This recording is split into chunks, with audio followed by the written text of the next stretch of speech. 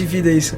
Mas... O Switch não deixa, mano. A minha meta é só ler o que tem lá em casa que eu não consegui ler ainda.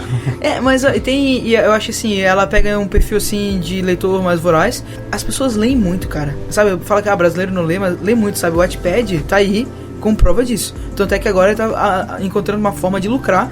E talvez mais pra frente a gente fale do Wattpad pau a pau aí com o Kindle Unlimited, porque ele tá virando produtora e tal, né, outro assunto.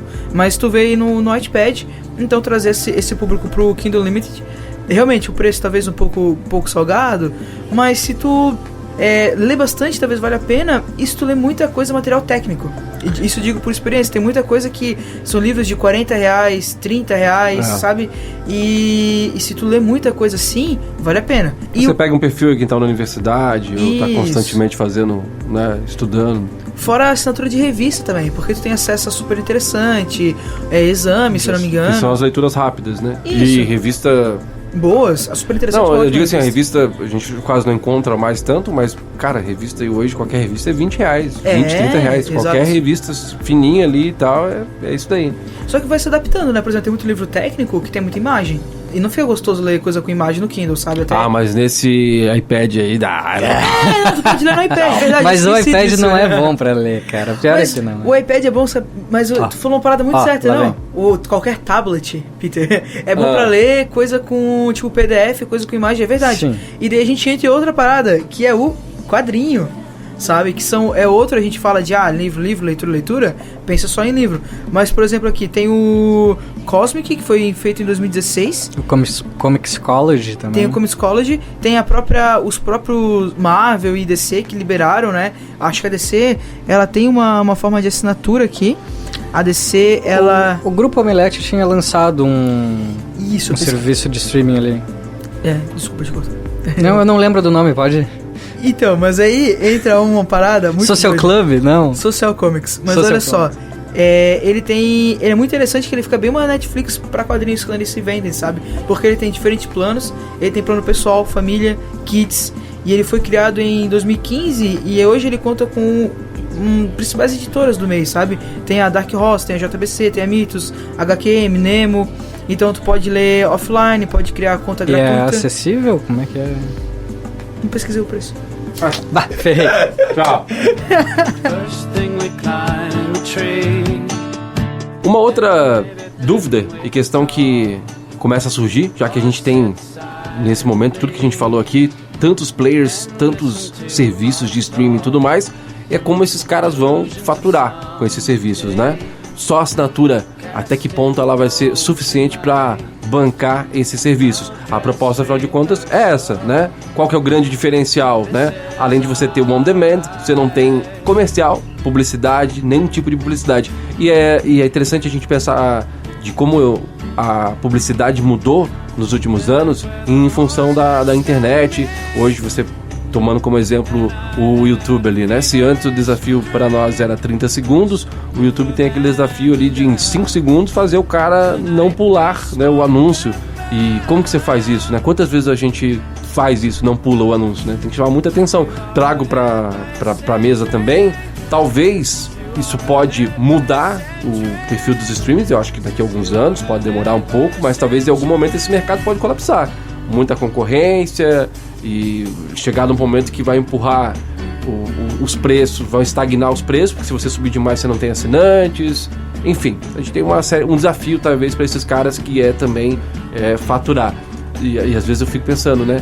Nas contas da HBO, como é que fecha as contas da HBO, né? Porque as produções são muito caras, né? Ninguém sabe. As produções são muito caras, os atores, no final das contas, são muito caros. As séries têm essa característica interessante, né? Que, começa ali, primeira temporada, o cara tá ganhando 100 pau. Quando tá na última temporada, ganha R$1 milhão por episódio, né? Dólares, na verdade, né? Então, isso tudo vai encarecendo muito a produção, né? E, mais uma vez, produzir audiovisual, imagem, é muito caro, né? Fazer cinema, fazer série, filme, qualidade é muito caro. E aí, será que isso não vai respingar na gente de outra maneira? De volta à publicidade? Ou um novo formato de publicidade, merchandising? O desafio é quando a gente fala no audiovisual, né? Porque a gente se acostumou a não ter anúncio. Sim. O cara que tá assistindo uma série, ele não quer ver um anúncio ali no meio. A Netflix tentou em alguns países colocar um anúncio ou outro ali, seja em vídeo, seja em banner, né? Assim como outras empresas de tecnologia, ela faz testes pontuais, né? E não foi bem recebido.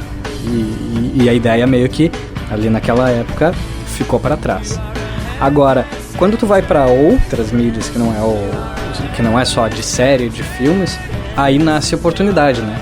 Pra gente que tá no mercado, pra gente que trabalha com publicidade, aí tu pode passar a ser criativo, né? As playlists no Spotify, o Spotify e o YouTube, eles são excelentes ferramentas porque eles te possibilitam segmentar, né? Você mostrar teu anúncio para um determinado público. Mas isso é o uso da ferramenta em si, né? Não é necessariamente o uso da produção original. Você acha que talvez o merchandising é o caminho para esses caras? O streaming, ele eterniza isso daí, né? Então, se você coloca a tua marca numa série, né, num episódio de uma série, ou num filme, ele vai ficar para sempre, né? E vai estar para sempre disponível lá. Se você for revisitar aquele conteúdo novamente, vai estar lá, né? Talvez vai ser um modelo de negócio que pode pintar de uma maneira muito sutil, mas que pode estar presente aí nos filmes. Que, na verdade, acho que já existe faz tempo, sim, né? Sim. Citando como exemplo aqui o filme Batman vs Superman, né? Aquela propaganda do Jeep, logo que a Jeep tinha lançado aquele carro... esqueci o nome do carro agora, mas enfim... Tava no trailer e tal. Obviamente que é um merchandising disparado, assim, né? Teve uma empresa de aviação ali no meio também. Teve também, né? Então, enfim, isso já não é de hoje, né? E eu acho que isso vai respingar no serviço de streaming e pode ser uma boa saída para esses caras também conseguirem rentabilizar melhor. Porque também, no final das contas, o merchandising, quando ele é bem feito, ele não incomoda, não atrapalha. Isso aí eu acredito que ele já existe. Sim. Porque isso aí, esse merchandising, o product placement, né? Uhum. Você colocar o produto no meio da tua produção, o Starbucks em Game of Thrones, ele já faz parte do que é produzir audiovisual, do que é produzir série, do que é produzir filme, né? Ele está inerente a isso. Agora, eu não sei se isso fala de fato como que a publicidade se adapta ao formato streaming. Uma coisa que é, por exemplo, se adaptar é quando você pega um streamer, um gamer, que faz ali na Twitch, jogando ali, e daí ele usa os teus equipamentos para jogar, né? O teu mouse, o teu headset. Isso já é se adaptar, né? Isso é buscar o teu embaixador, buscar o teu influenciador.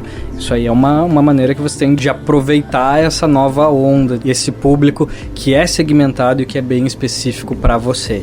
A Twitch, os grandes players, os grandes streamers ali, todos eles são embaixadores de alguma marca ou de alguma maneira tem alguém colado neles ali, sabe?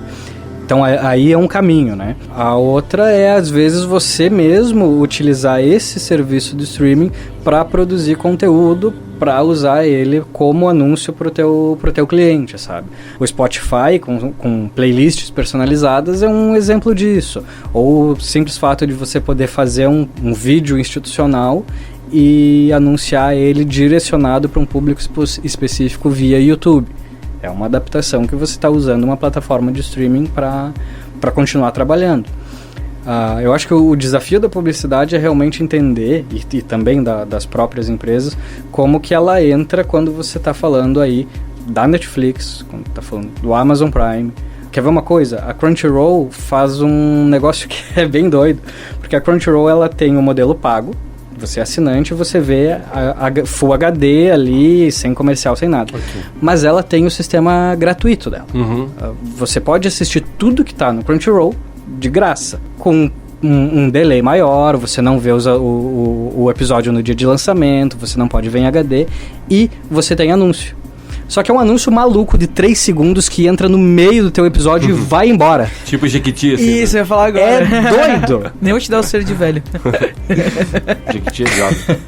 Então, mas aí é a Crunchyroll, digamos, experimentando, né? Sim. Colocando aí na pauta um modelo que talvez funcionasse ali. Eu não sei, eu, como usuário, eu me sentiria quase que agredido pela Netflix se ela fizesse isso no meio da série que eu tô vendo.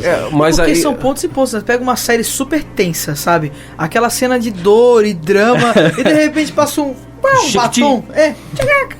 sabe? Mas aí... Mas aí Casa de Papel, não é? mas aí eu acho que é porque também já começou assim, né? Já começou de outra maneira, né? Porque é muito mais difícil se associar. O Spotify, por exemplo, quando eu comecei... Spotify tinha propaganda e tal, aquilo que a gente falou ainda há pouco, tinha aquelas propagandas alternativas que tocavam sertanejo, mas no começo era muito mais propaganda para dizer assim, assine aí, você não quer ver propaganda. É a propaganda da assinatura. E aí legal na publicidade que a gente vê, começou uns negócios muito legais. Você vai ouvir agora meia hora de música, sem intervalos, é um oferecimento do Banco X. Isso é legal, entendeu? Isso é uma maneira que os caras vão encontrando também de o negócio fazer acontecer. E eu, para ser bem honesto com vocês, e a gente tem essa percepção também de como fazer e produzir essas coisas. É caro, é difícil, envolve muita gente. Não tem problema. Eu ouvi muito tempo Spotify sem assinar. Não tinha problema pra mim. Eu ouvia propaganda e tal. Acho que Ok, pra mim tava ok, assim, sabe? Depois começou a ficar um pouquinho mais difícil, porque começou a ter essa forçação de barra, assim, sabe? Pra você assinar e tal. Mas no começo, lá atrás, tava ok. Aqui está o que eu achei. Estamos sendo ouvidos, monitorados. Tá aí, ó. O que ela achou? Deixa eu ver o que ela achou. Ah, não, eu fechei sem querer. Não, tá aqui. Núcleo de extensão sobre gerações polo interdisciplinar. Caraca, do que a gente tava falando?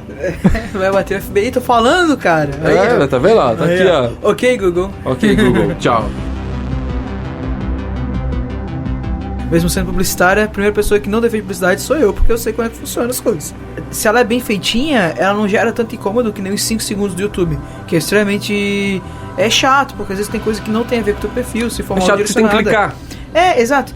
E o Spotify, ele realmente tem um certo encaixe ali. Eu lembro que eu assinei ele porque eu queria o conforto de baixar as minhas playlists, de poder mudar, etc. Eu concordo que o Netflix e outros produtores ali de conteúdo agora de streaming vão ter que saber como colocar publicidade dentro do conteúdo original. Elas já fazem isso, com certeza, fazem bem feito e vai ter que continuar fazendo, que nem os criadores de conteúdo fazem no YouTube, sabe? Tipo, por exemplo, tem um criador de conteúdo que ele fala sobre viagem. Então ele fez uma série de vídeos falando sobre aprender inglês com o patrocínio de uma escola de inglês específica.